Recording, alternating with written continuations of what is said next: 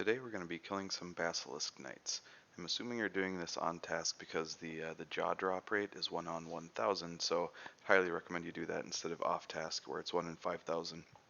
But if you aren't doing them on task, just wear your best ranged helmet. Armadillo is probably your best option for ranged gear. I'm wearing Crystal because I like the prayer bonus. But then also don't bring V's shield if you're ranging. V's shield gives a negative range bonus.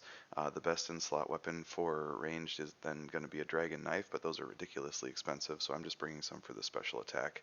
But rune knives are very good. Then crossbow with diamond bolts enchanted are going to be your best if you don't want to use knives, but these are pretty cost effective.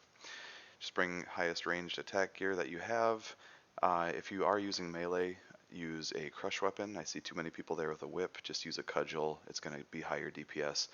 If you're using melee, do bring more food and bring super combat potions instead because their melee attack hits pretty hard. The only reason I'm bringing some anglerfish is that I get pretty lazy doing these and I get popped by melee hits sometimes. I'll show you how to avoid that, but I like to bring these just for also if the superior Basilisk Knight, the Sentinel I think it's called, appears, then they can hit pretty hard with their ranged attack that's like an AoE.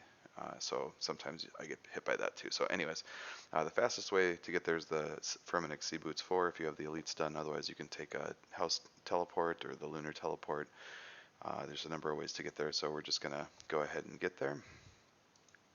And I like to bring in my pouch Law, Smoke, and Nature. That way I can use Telegrab or High Alk to grab gear and avoid damage while they're still in that aggro period.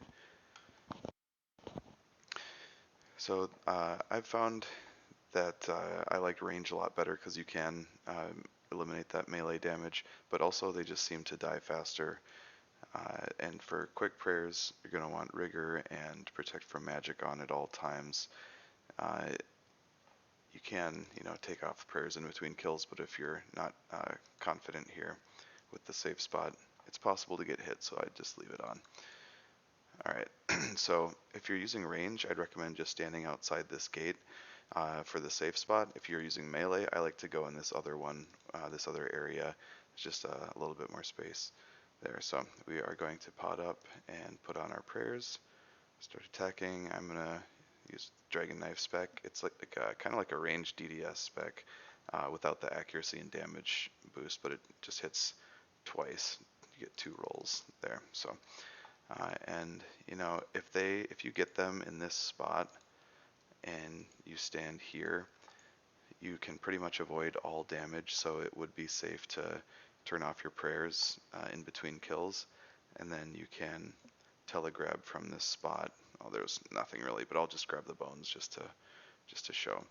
And that's pretty much it. You just attack the guy and come back to this square. I'll copy the ground markers here and put them in the video description. That's basically it. 1 in 1,000 jaw rate. I think the jaw has dropped in value by quite a bit, but it's still not too bad. They're pretty easy to AFK. One of my friends says he got most of his money doing this, and he has a T-bow, so I don't know if he's exaggerating, because it did take me like 2,500 to get my first jaw drop, but that was just an unlucky spot for me. So that's basically it. And just a reminder again, if you are using ranged, use the mirror shield. If you're using melee, use the V shield. And please suggest anything else that you'd like to see. Any other Slayer tasks might be fun for me to do as I get them. So that's it for today. See you next time.